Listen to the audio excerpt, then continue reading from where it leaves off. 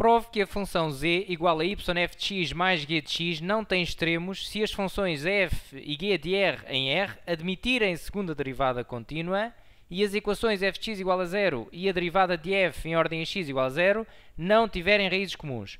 Eu, antes de passar à resolução deste enunciado, vou apenas escrever aqui o caminho que devemos seguir quando pretendemos determinar os extremos de uma função com duas variáveis. Isto porque neste enunciado também está implícito esse caminho, não é? Nós queremos provar que z não tem extremos. É claro que não é uma pergunta direta, é uma demonstração, é um mostre que. Não é aquela pergunta que diz logo diretamente calcula o máximo da função ou calcula os mínimos. Mas teremos que seguir a mesma estratégia e, portanto, interessa saber que caminho a seguir para calcular os extremos. Então, primeira coisa, quando pretendemos calcular os extremos, portanto, neste caso, queríamos calcular os extremos de z, e é este também, eu vou aplicar este caminho na resolução do exercício, ok? Extremos de z, máximos ou mínimos, e, portanto, a primeira coisa a encontrar são os pontos críticos. Os pontos críticos são aqueles pontos candidatos a ser extremos máximos ou mínimos da função. Poderão existir pontos críticos e depois não ser máximo nem mínimo, não é? Naturalmente, depois teremos de garantir outra situação. Mas para calcular então os pontos críticos, que é a primeira coisa que devemos fazer, são os candidatos a máximos ou mínimos, resolvemos este sistema. Portanto, a derivada da nossa função de duas variáveis, não é? x, y, em ordem a x, tem que dar 0. E a derivada da função em ordem a y também igual a 0. Portanto, ao resolver este sistema, nós vamos resolver, não é? E as soluções que resultarem daqui serão candidatos então a serem máximos ou mínimos. Para sabermos se são máximos ou se são mínimos ou se não são uma coisa nem outra, ou se nada podemos concluir, vamos fazer o teste da segunda derivada, teste da segunda derivada e hessiano. Okay? Vamos já ver como é que se calcula o hessiano. É um determinante de uma matriz, fácil de calcular. Portanto, eu vou então aqui escrever o determinante hessiano e vou já aqui simplificar um pouco a escrita e vou utilizar também neste exercício, vou fazer sempre esta simplificação, ok? Quando quiser referir então à segunda derivada de uma função, por exemplo, eu vou derivar a função z duas vezes, a primeira em ordem a x e depois também em ordem a x. Bom, eu posso então escrever isto desta forma. Vou escrever z de x, x. Apenas para simplificar a escrita e não estar sempre a escrever a derivada da derivada, ok? Aqui também tem mais uma derivada. Fica muito mais simples. Por exemplo, se eu quiser fazer a derivada de uma função primeiro em ordem a x e depois em ordem a y, iria escrever z de xy, ok? É uma questão apenas então de notação. Então aqui no determinante da matriz hessiana vamos ter então o seguinte, z de x, x, portanto a segunda derivada em ordem a x e depois derivar uma vez em ordem a x e depois novamente em ordem a x, derivar em ordem a x e depois em ordem a y, e vem para aqui para este elemento, e depois derivar em ordem a y e depois em ordem a x, e aqui derivar duas vezes em ordem a y, ok? Portanto, este determinante calcula-se como um determinante qualquer, multiplicando esta primeira diagonal, z de x, x vezes z de y, y, menos a outra diagonal. Fica z de x, y vezes z de y, x. Em funções contínuas, e reparem, isto depois pode ter a ver aqui com o facto da segunda derivada serem funções contínuas, a derivada de x, primeiro em ordem a x e depois em ordem a y, é igual à derivada em ordem a y e depois em ordem a x. Então, poderíamos simplificar aqui este determinante e escrever desta forma, não é? Colocar xy ao quadrado, não é? Poderia ficar assim. Bom, como é que nós depois, consoante o valor que vamos obter aqui neste determinante, nós vamos substituir os valores que nos deram neste sistema aqui nos valores que temos no resultado deste determinante e se der positivo, negativo ou zero, vamos tirar algumas conclusões, que é então o que eu vou chamar aqui terceiro passo. Vamos dizer o seguinte, se o determinante da matriz hessiana nos der menor do que zero, então não tem máximo nem mínimo, é um ponto cella, ok? Um ponto cella, eu por acaso estou a explicar mais ao pormenor o que é um ponto cella e falar um pouco mais porque é que estas derivadas têm que ser zero num vídeo próprio que eu tenho de acesso gratuito que podem consultar por extremos de funções de duas variáveis, qualquer coisa devem encontrar. Portanto, se o determinante der menor que 0, der negativo, então é um ponto célula, não tem máximo nem mínimo. Se o determinante der positivo e a segunda derivada, portanto, as duas derivadas em ordem a x der negativo, temos então um máximo, ok? Máximo. Se por acaso o hessiano dá positivo e as duas derivadas em ordem a x dá maior do que 0, então temos um mínimo. Ok? Temos um mínimo nesta situação. Se der 0, nada se pode concluir.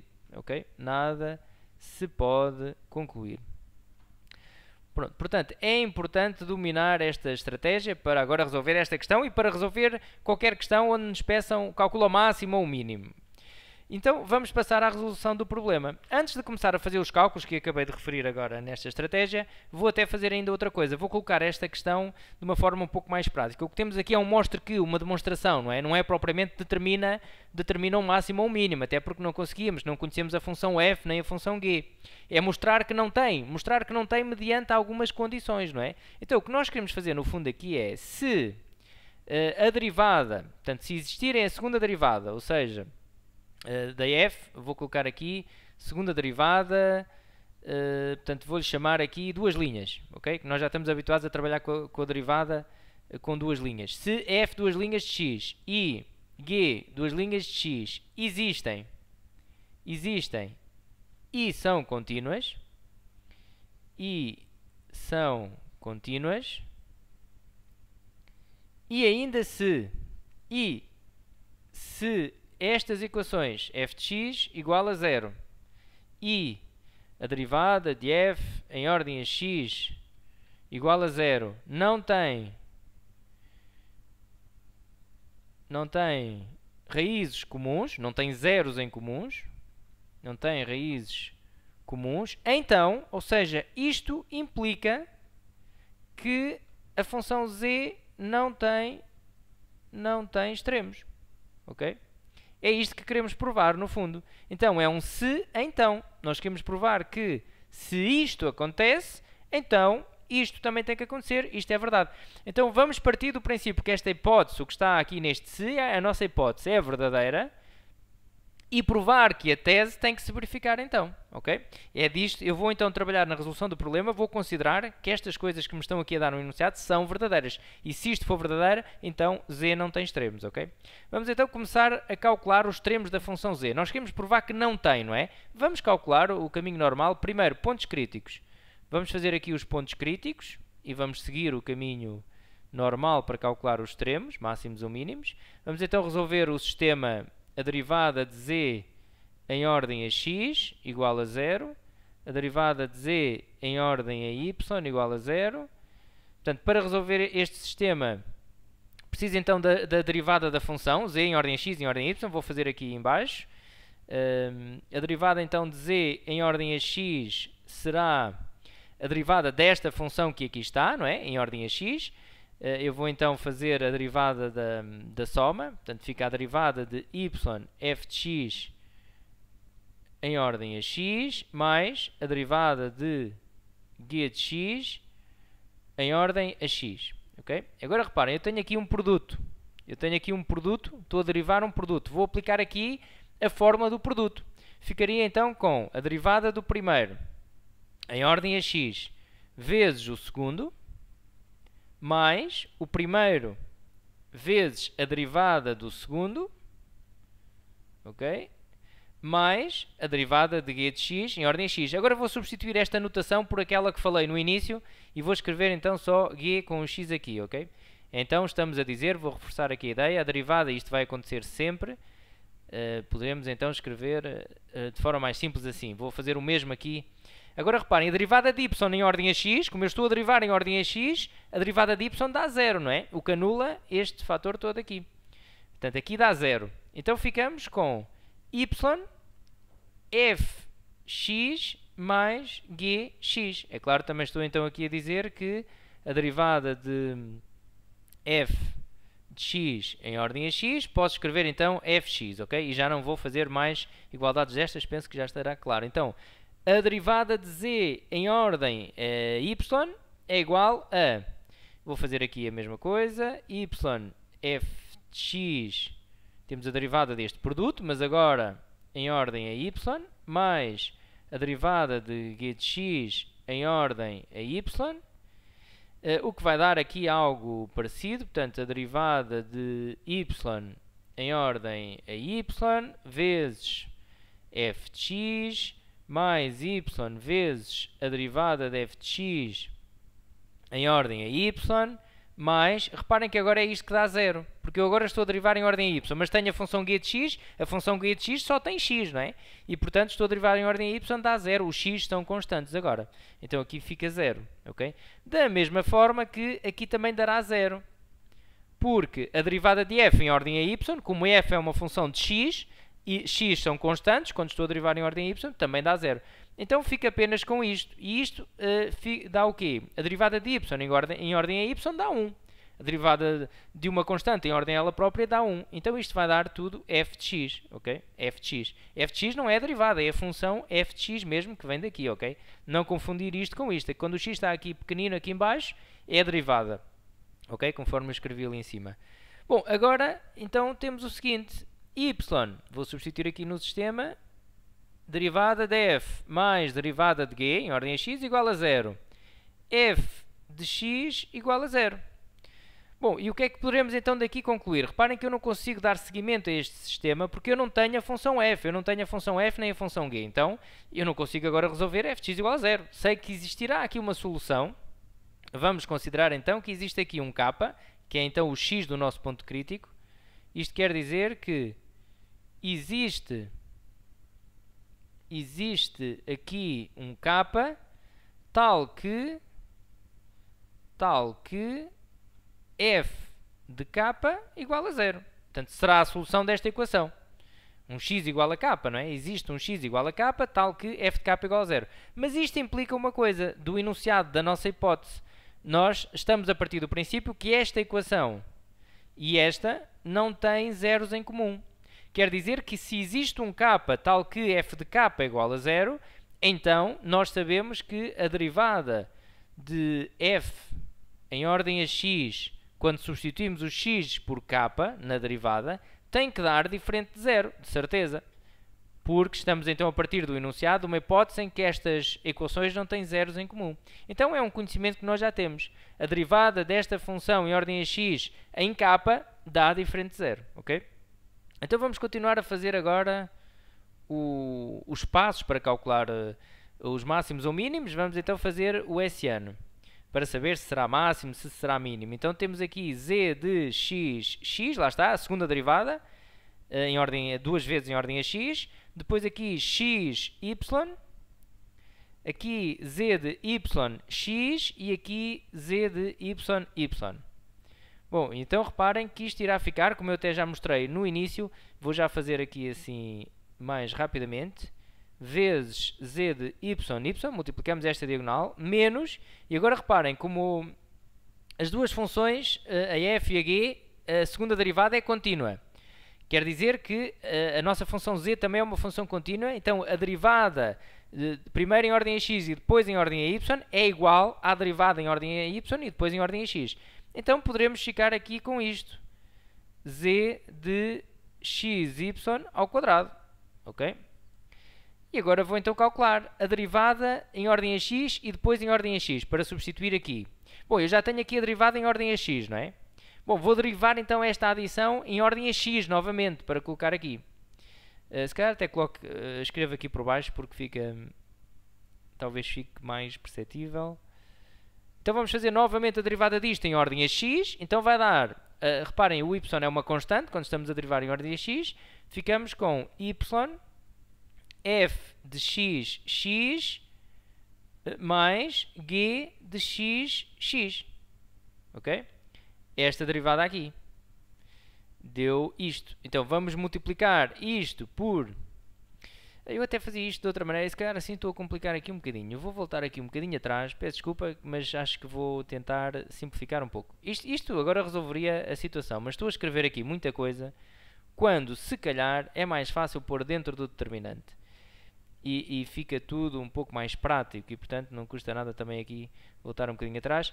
Vamos então fazer a derivada, duas vezes em ordem a x. É tal coisa que eu estava a fazer, fica então y, derivar duas vezes em ordem a x, está, mais derivar a função g em ordem a x duas vezes, está ali. Já derivei aqui uma vez, derivou outra vez, fica aqui com a segunda derivada. Agora, derivar em ordem a x e depois em ordem a y. Vou então derivar esta, porque já está feita então em ordem a x uma vez, e agora vou derivar em ordem a y. Bom, então reparem, este g vai dar 0, porque o g está em função de x. E aqui neste produto eu quero derivar em ordem a y, tenho uma coisa a multiplicar por um y, uma coisa que só tem x. Então o que é que dava, por exemplo, 2y derivada? 2y derivada dava 2. Bom, então ali vai dar o que está a multiplicar pelo y, que é a derivada de f em ordem a x. Okay? Reparem, a derivada deste produto em ordem a y vai dar então fx. Ali deu 0, então ficamos só aqui com fx. Agora aqui vou fazer a derivada em ordem a y e depois em ordem a x. Então em ordem a y já está. Agora derivando em ordem a x, fico aqui com f, a derivada então de x. Okay? A derivada da função f em ordem a x. Aqui quero a derivada em ordem a y e depois em ordem a y outra vez. Bom, já tenho aqui a derivada em ordem a y, deu f. Se eu vou derivar agora esta função em ordem a y, como eu só tenho aqui x, dá 0, porque é uma constante, não é? Então, ao fazer aqui este determinante, reparem, este elemento a multiplicar por 0 dá 0, menos fx, fx. Bom, então, mas isto, reparem, 0 desaparece, fica menos fx ao quadrado. Ok? Agora, não vamos esquecer que este fx é a derivada, é esta derivada aqui, é a derivada de f em ordem a x, ok? Fica então aqui ao quadrado. Bom, se substituirmos então aqui o x pelo nosso k que deu aqui no ponto crítico, x igual a k, vamos ficar com isto. Derivada de f de k em ordem a x ao quadrado. Atenção que o menos está fora do quadrado, não é? Bom, e daqui podemos concluir o quê? Nós sabemos que o que está aqui dentro do quadrado é diferente de 0, porque temos aqui. Então isto é menor do que 0, ok? Isto temos a certeza que é menor do que 0, porquê? Porque não pode ser 0 o que está aqui dentro. Então ou é um número positivo ou é um número negativo. Como está ao quadrado, vai ficar positivo de certeza, mesmo que seja negativo. Mas depois, como temos um menos atrás, então vai ficar negativo. Nós temos a certeza que isto é negativo, ok? Portanto, nós temos a certeza que o hessiano, e agora vou então dar aqui a resposta final, o hessiano deu negativo nestas circunstâncias. Logo, temos um ponto de cela, ok? E, portanto, não tem extremos. Não tem extremos. A função z não tem extremos, ok? Portanto, reparem que se nós não tivéssemos este conhecimento, o facto da função, a derivada de f em ordem a x ser diferente de 0, não poderíamos garantir que isto era menor do que 0, porque poderia ser 0, não é? E se fosse 0, nada podíamos concluir, mas assim podemos concluir que não tem extremos, ok? Bom, então ficamos por aqui, até uma próxima!